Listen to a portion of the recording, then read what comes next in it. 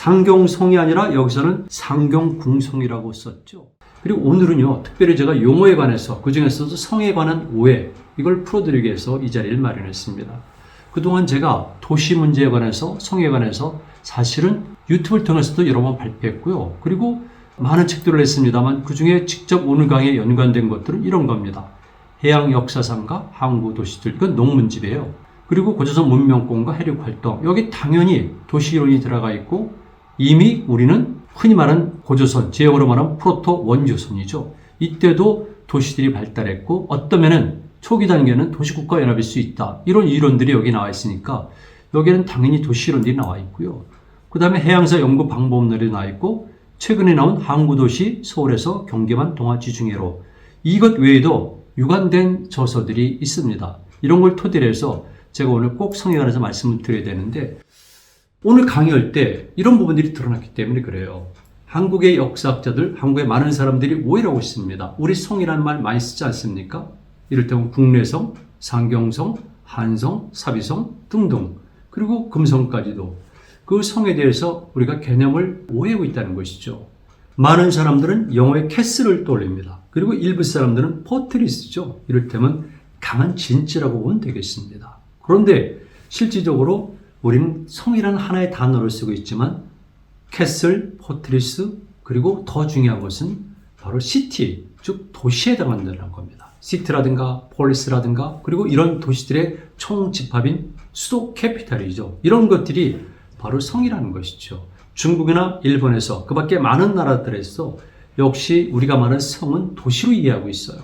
한자 문화권에서 중국을 보세요. 중국은 지금까지도 도시를 성시라고 많이 씁니다. 성시는 성 플러스 시예요. 성은 주로 방어용이고 시는 시장입니다. 이렇게 성과 시가 합쳐졌을 때 비로소 하나의 도시가 형성이 되는 것이죠. 일본도 마찬가지입니다. 우리도 당연히 그렇게 봐야 됩니다. 한국 역사에서는 도시 얘기가 나오질 않고 있어요. 도시가 부재했다고 보는 것이죠. 그래서 제가 아주 어렸을 때는 우리 역사의 초기는 부족 국가라는 용어를 썼어요. 그런 용어 자체가 학문적인 용어가 아닙니다, 사실은. 그 다음에 70년대 들어와서는 성국가라는 얘기가 나왔어요. 성과 업으로 된 조그만 소국가들을 얘기하는 것이죠. 국가라는 용어도 그 당시 때는 없었지만 일단 성읍국가라는 것도 좀 부족합니다. 저는 도시국가라는 용어를 쓰고 싶어요. 그 시대에 걸맞는 도시의 기준과 그리고 성격이 있는 겁니다. 그렇다면은 당연히 그 시대에 우리 고대사 속에서의 중요한 몇 개의 도시들은 말 그대로 도시에 해당하는 것이죠. 이걸 도시라고 불렀을 때와 아니면 그냥 성읍촌 이거 전혀 다른 겁니다. 의미가 달라요. 그리고 많은 사람들이 이런 용어를 쓰면서 우리는 농업국가로 오해하고 있어요. 우리가 무슨 농업국가입니까? 제가 여러분들에게 질문을 합니다. 우리가 농업국가입니까? 조선시대 때는 농업국가라고 볼 수가 있어요. 왜 그러냐면은 산업 억제, 상업 막아요. 그리고 무역은 절대 막아요. 그리고 문화도 말 그대로 주로 성략적 세계관에 뒷각한 문화만 발달시켰어요. 그건 조선시대죠. 고려에 올라가면은 산업이 발달하지 않았습니까? 그 엄청난 도자기 산업은 무엇입니까? 상업 발달했죠. 무역? 고려가 얼마나 무역국가입니까? 당시 중국 쪽이 분단됐을 때 북쪽에서 일어났던 요나라, 금나라와도 무역을 했고 남쪽에 도망간 송나라와도 무역이 활발했고 이런 것들은 구체적으로 우리뿐만이 아니라 중국 사례에 기록이 되어 있지 않습니까? 직접적인 무역의 규모 양까지 기록되어 있는데 뿐만이 아니라 우리는 중국 지역을 통해서 오늘날의 광동성을 통해서 동남아시아 그리고 아라비아까지 연결되는 무역망을 구축하고 있어요. 더 올라가면 통일신라 시대 때 당연하죠. 그리고 발해도 물론 엄청난 무역국가 있었고요. 말로 할 수가 없어요. 그런데 우리는 이런 것들을 이해를 하지 않거나 그냥 무시하는 겁니다. 그러다 보니까 농업국가이고 농업국가니까 당연히 도시가 떠오르지 않고 촌락이 떠오르는 겁니다. 이게 얼마나 우리 역사를 그늘지게 만드는 것입니까? 이거 분명히 짚고 넘어가야 됩니다.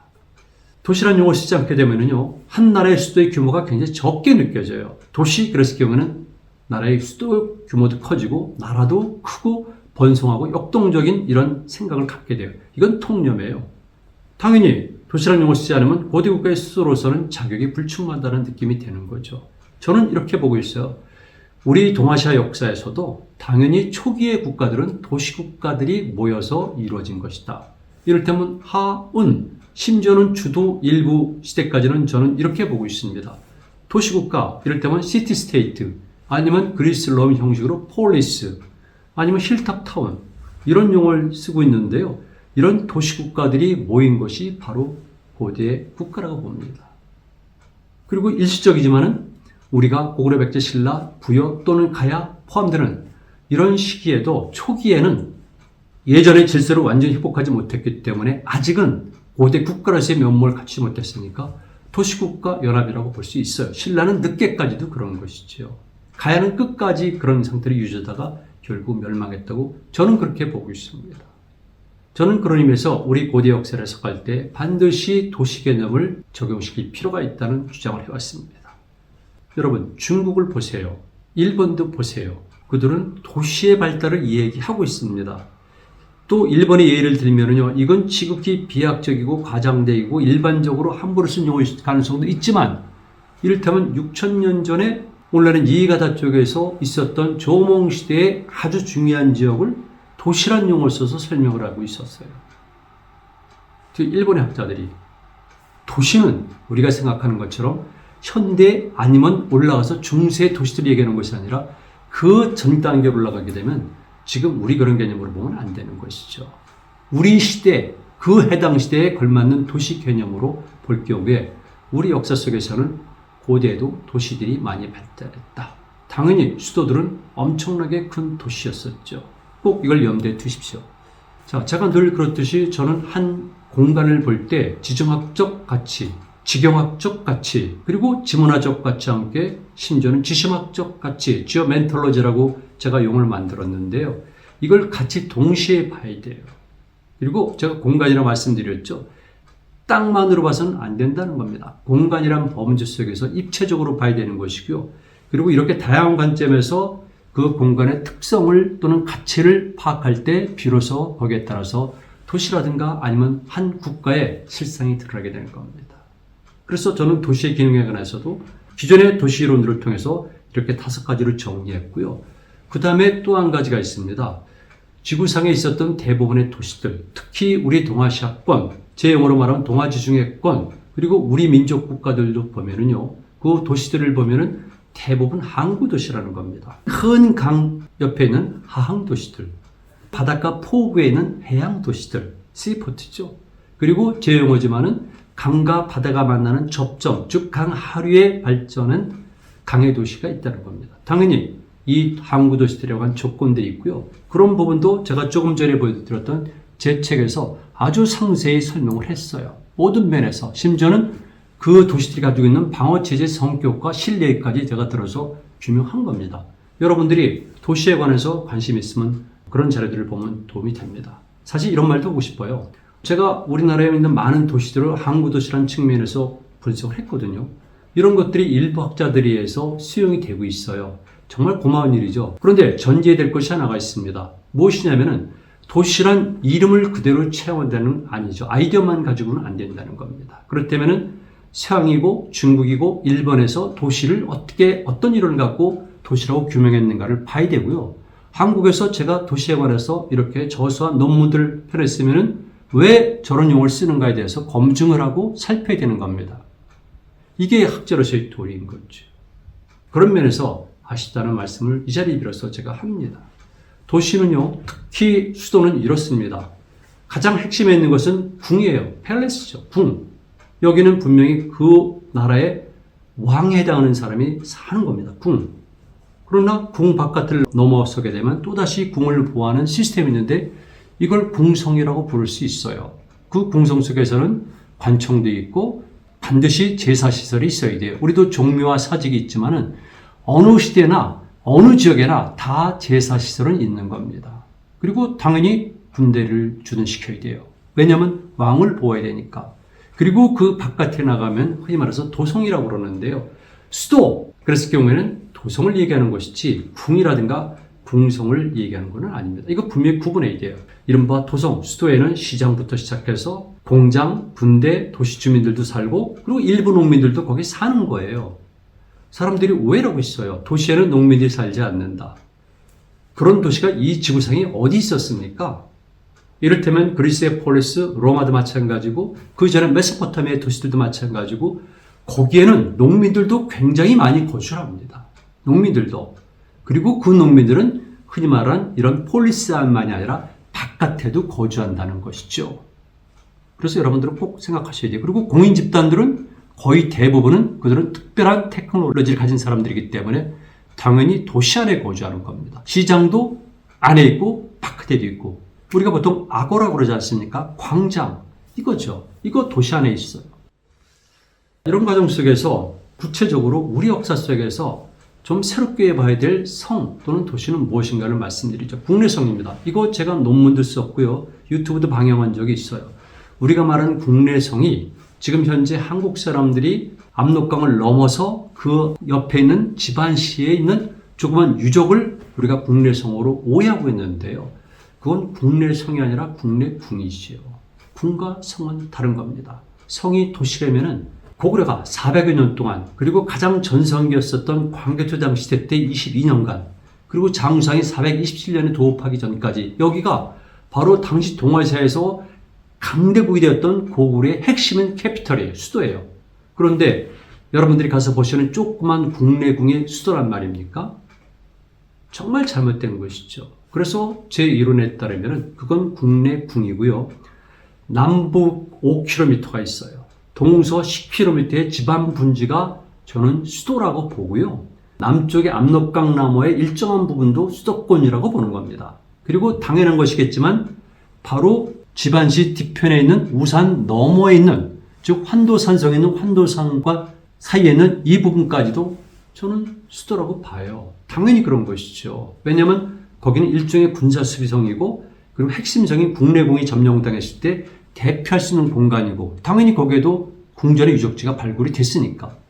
그래서 국내성을 현재 국내궁으로만 보는 역사관과 지금 지반시 전체를 하나의 도시로 보는 것과는 엄청나게 큰 차이가 있는 것이죠. 당연히 그러기위해서는 지반시 전체를 싸우고 도는 방어체제도 규명이 돼야 돼요. 그 밖에 많은 것이 규명돼야 되지만 우리 입장에서는 지금 지반 지역을 발굴할 수가 없는 거죠. 그런 상태에서 제가 큰 모델을 만들어 놓고 접근에 들어가는 겁니다. 그렇게 볼 필요가 있어요. 427년에 장우상이 평양 지역으로 이전을 했습니다. 그거 평양성은 아니죠. 정확히 말하면 평양 지역으로 이동을 했고 그때 세운 궁이 안악궁이고요. 안악궁을 보호하기 위해서 이렇게 주변을 둘러싼 큰 성이 있는 것이 대성산성이에요. 그리고 북한이 근래 복원한 거지만 그중에 남문은 지금도 엄청난 규모의 위용을 자랑하고 있어요. 남쪽에 있는 성들과 지금 우리가 말하는 고구려 성들은 비교의 대상이 안 됩니다. 그리고 그 이후에 다시 평양성을 수도로 삼은 거죠. 그런데 평양성은 여러분들 알다시피 북성부터 시작해가지고 중성도 있고 내성도 있고 위성도 있고 굉장히 커요. 지금 평양시의 핵심부에 해당한다고 보면 됩니다. 이를테면 대동강과 보통강이 만나는 사이에 있는 이곳. 그러나 그것만 가지고도 모자라죠. 그래서 적어도 지금의 평양 시내 정도를 당시 고구려의 수도로 보는 것이 옳고 임금 있는 곳만이 수도는 아니잖아요. 시야를 확대시킬 필요가 있고 다른 지역의 수도와 우리 수도를 구분해서 규정해야 되는 것이 맞죠. 그 다음에 한성이 있습니다. 백제의 수도죠. 위례성에서 언젠가부터 한성이라는 용어를 썼는데요. 한성은 큰 성이란 뜻이에요. 한홀이죠. 고구려도 한홀이란 말을 썼어요. 홀은 고구려 말로 성 또는 마을, 동네란 뜻 아니겠습니까? 그래서 고구려의 첫 수도도 졸본이 아니에요. 그거는 삼국사기라든가 중국 사료 얘기지 원 이름은 홀본이에요. 홀은 홀의 근본이 되니까 수도란 뜻이죠. 또 어떤 성들의 도시의 근본, 수도란 뜻입니다. 뭐 이건 너무나 당연한 것이죠. 제가 한때 살고 있는 파주는 수리홀이에요. 인천은 미추홀입니다. 수원은 매홀입니다. 물숫자니까. 그래서 경우에 한성, 현재 풍납토성이니까 송파구 쪽이라고 보면 돼요. 강동구, 송파구 쪽인데 여기는 풍납토성뿐만이 아니라 사진에서 보는 것처럼 현재 풍납토성은 발굴을 통해 가지고 거의 외벽은 드러났습니다. 보니까 바로 위에 한강이 있고 한강과 서로 만나면서 풍납토성이 있는 겁니다. 뭐 어마어마한 규모죠. 이 풍납토성이 발굴되는 데는 엄청난 비하가 숨겨져 있습니다. 정말 우리는 반성할 점이 많죠. 어쨌든 간에 풍납토성을 발굴하고 보니까 이렇게 어마어마하게 큰 토성이었었어요. 현재까지 발굴된 것도 밑을 보게 되면 이 폭이 40m 정도가 돼요. 물론 더 될 가능성도 있지만 이것이 바로 한성인 것이고요. 당연히 한성이 있으니까 그 옆에는 몽촌토성도 있고 그리고 석천동 고분군이라는 고구려 양식의 고분군들도 있고 그래서 이 전체가 아우러졌을 때 그것이 바로 백제의 수도가 되는 겁니다. 500년 동안 도읍했던 한성은 이런 규모로 봐야지 이렇게 풍납토성 하나를 보는 것은 잘못된 것이죠. 제 말씀 이해되죠?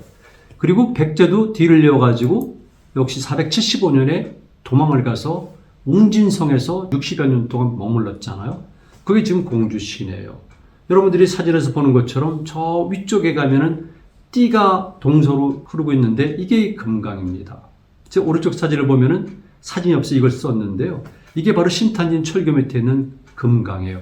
상당히 폭이 좁죠. 그런데 바닷물이 사실은 영향을 끼친다는 겁니다. 바다 짠물이 여기까지 들어온다는 것이 아니라 바닷물에 의해서 이렇게 민물이 밀려 올라가서 이 공주 지역까지는 영향을 줘요. 이거 제가 젊었을 때 뗏목을 만들어서 타고 내려진 장면인데 이런 걸 통해 가지고 제가 확인을 한 겁니다. 실제 경험을 했고 그 다음에 실질적으로 과거의 사료들이라든가 민속지들을 보면 이것이 입증이 되고 있어요.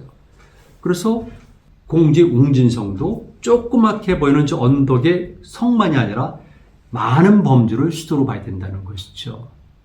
그리고 뒤를 이어서 드디어 부여로 도읍을 옮겼습니다. 여기가 사비성이에요. 왼쪽에 보이는 것은 사비성이고요. 그 아래에 낙화암이 있고요. 오른쪽은 구드레입니다. 구드레는 뭐냐면 바로 여기가 항구도시이기 때문에 여기서 배를 띄우게 되면 일본 열도까지 가는 겁니다. 뭐 당연한 것이죠. 썰물 시기에 빠져나가면 그대로 타고 나가는 겁니다. 그런데 그 당시 때 수도는 이렇게 있는 사비성, 산성만이 아니라 나성을 포함해서 그 바깥까지도 백제 수도라고 보는 것이 옳습니다. 이게 제 이론이에요. 그랬을 경우에 우리 역사는 정말 달라질 수가 있다. 신라도 마찬가지인데요. 신라 경주, 즉 금성이 항구도시라는 이론을 제가 꽤 오래전에 아주 장문의 논문을 써서 조목조목 분석을 해서 규명을 해냈어요. 경주는 항구도시다. 그러니까 신라는 분지도시인 경주에 있어서 막힌 발전이 더딘 나라가 아니라 실질적으로는 형산강을 통해서 포항을 통해서 바다로 진출할 수가 있고 상대적으로 외인, 외병으로 불려지는 세력들도 이 형산강을 통해서 들어올 수가 있는 거고요. 그 다음에 당연히 울산을 통해 가지고 태화강을 이용해 가지고 공격할 수가 있다는 겁니다. 여러분 생각해 보세요. 당시 외인, 외병 이렇게 표현된 외세력들은 그들이 오늘날의 일본과는 다르죠. 외세력들은 바다를 건너서 상륙한 다음에 분지도시인 경주까지 쳐들어오는데 정작 경주 사람들은 바다를 안 나갔다는 겁니까? 이게 얼마나 넌센스입니까? 그래서 조목조목 분석을 해서 경주는 항구도시라는 것 논문을 발표했고요. 그리고 근래 들어서 일부 학자들이 그것을 활용하는 것 같아요. 본 것도 있고. 그런데 좀 구체적으로 더 분석하고 그리고 선행 연구를 활용하는 거 또 인용하는 것이 옳은 태도이죠.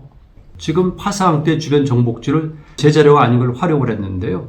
이건 뭐냐면은 실질적으로 지중왕 때까지만 하더라도 신라는 경주를 중심으로 해서 오늘날의 경상북도와 남도 일부 지역을 완전히 장악한 건 아니라는 겁니다. 말 그대로 일종의 도시국가 아니면은 지역국가의 모습을 띄운 것이고요. 거기 가장 센 것이 신라입니다. 그래서 지중왕 때 가게 되면 거의 대부분 모든 걸 완성하니까 국호도 신라라, 덕업, 일신, 망라, 사방의 약자인 신라가 되는 것이고요. 왕이라는 용어를 칭하게 되는 것이고 그리고 빠른 시간 안에 특히 김이사부라는 젊은 청년이 등장해서 50년 동안 많은 왕들을 거치면서 신라 통일의 기본 토대를 만든 겁니다. 오른쪽은 포항에 있는 호미곶이죠. 여기 빠져나가는 거고 그래서 일찍부터 여기 연호랑과 세호랑 연관된 설화가 전해지고 있고 아마 사화겠죠. 그리고 반대로 일본 열도에서는 일본석이라든가 고사기에 등장하는 천일창 또는 천일지모라고 표현하는 이 사람들이 등장하고 일본 신화에서 가장 중요한 바로 스상은 오미코도에 관한 신화도 일본에 남아있는 겁니다. 이렇게 긴밀하게 연관되어 있거든요. 그래서 신라의 금성은 항구 도시였다. 이걸 제가 주장하는 겁니다. 역사를 다시 볼 필요가 있어요. 빠져나가는 길에 있는 바로 가문사죠.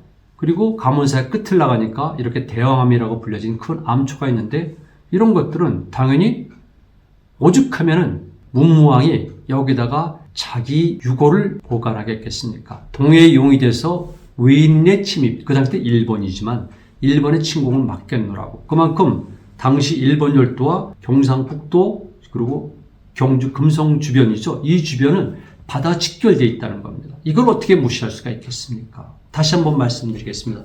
우리는 늘 바다를 통해서 침략만 받았고 정작 우리 신라인들은 바다를 통해서 다른 지역에 진출하거나 공격하지는 않았겠습니까? 여기에는 역사 해석하는 독특한 메커니즘이 있는데 제가 그냥 넘어갑니다. 그래서 경주는 항구 도시였었고 우리는 경주의 규모도 달리 볼 필요가 있었다. 또 하나 보여드립니다. 이제 여기까지만 오늘 강의할 예정인데요. 남북국 시대 때 그러면은 발해가 있지 않습니까? 발해 초기 국명은 저는 고려라는 얘기를 아주 일찍부터 발표를 했어요. 그럴 가능성이 크다. 맞습니다. 그런데 주로 사료를 통해서 발해라고 우리가 부르고 있지 않습니까? 발해는 5번의 수도가 있었지만 상경성이라고 불려진 것은 실질적인 수도였었고 2번인 거예요. 근데 상경성이 지금 세계의 문화유산에 등재가 된다고 그러거든요. 그래서 중국에서 여기는 사실은 한국 사람들의 접근을 처음부터 금지시켰습니다. 지반보다 오히려 더 여기가 더 힘들었습니다. 그리고 지금 꽤 오랫동안은 접근이 안 되고 있죠, 공식적으로. 그런데 앞에 가면은 제가 오늘 이 사진만 보여드리는데요. 여기 보세요. 발해 상경궁성 보건조감도라고 써 있어요. 상경성이 아니라 여기서는 상경궁성이라고 썼죠. 이렇게 중국 사람들마저도 상경성이 아니라 상경궁성이라고 부르고 있어요. 성과 궁성은 다르니까. 왜냐하면 지금 이 사진에 보이는 사각형은 당연히 궁이죠. 이게 어떻게 성입니까? 더 넓은 것을 우리가 상경성이라고 볼 수가 있는데 저는 그것만이 아니라 그 토성 바깥까지도 수도로 보는 입장이에요. 그게 옳은 거죠. 그런데 우리 역사학에서는 당연히 성경성 그러면은 현재 여러분들이 보고 있는 이 지역만 얘기를 하고 있어요. 생각을 바꿔야 되는 것이죠. 오른쪽도 역시 중국인들이 만들어 놓은 조감도의 그 기본 개념도인데 적어도 중국 사람들의 연구에 따르면은 흔히 말하는 상경성이죠. 요 상경궁성이 아니라 상경성이죠. 이 상경성의 규모는 당시 장안보다 조금 컸다고 그래요. 이거 당시 일본의 평성경도 똑같이 이런 형식으로 되어 있어요. 남쪽에 주장문이죠. 태국문을 시작해가지고 북쪽 올라가면서 이렇게 되어 있는 거죠. 이를테면 남주작, 북현무, 동청, 서백 이렇게 백호죠. 이건 그 당시의 도시 시스템이에요. 그래서 제가 여기서 말씀드리고 싶어서는 발해도 우리가 단순하게 조그만 이런 궁을 수도로 이해하지 말고 더 넓은 범위까지도 수도로 이해하자. 도시 또는 수도로 이해하자. 이게 제 주장입니다.